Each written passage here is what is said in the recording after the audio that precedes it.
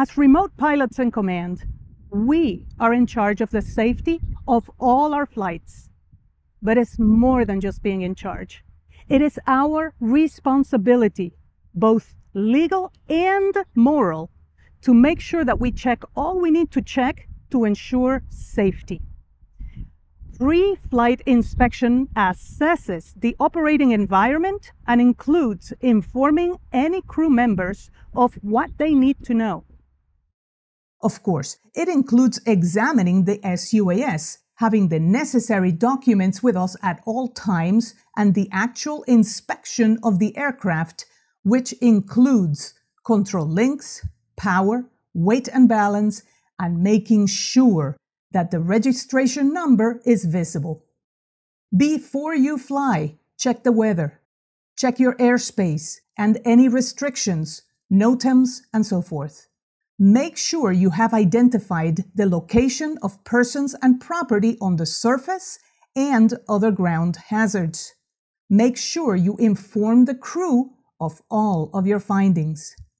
You can create your own inspection program. An appropriate pre-flight inspection should encompass the entire system in order to determine a continued condition for safe operation prior to any flight. Here is a sample pre-flight inspection checklist. In here, you would check the aircraft visually, in general, to see that everything looks good.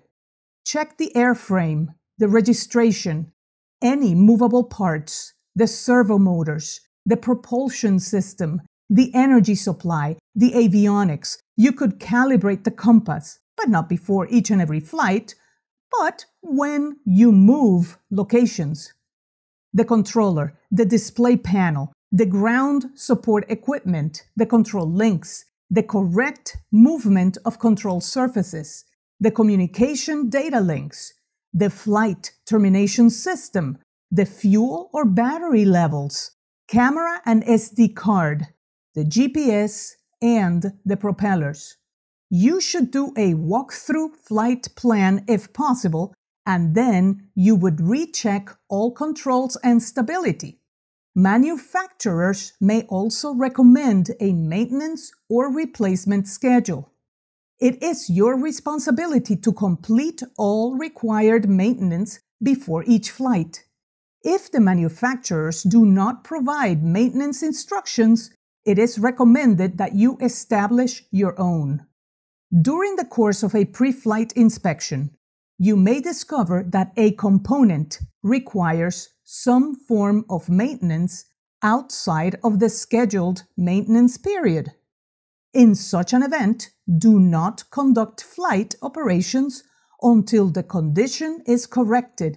It could be replacing a propeller or something like that. Please remember that under Part 107 regulations, you must conduct pre-flight inspections.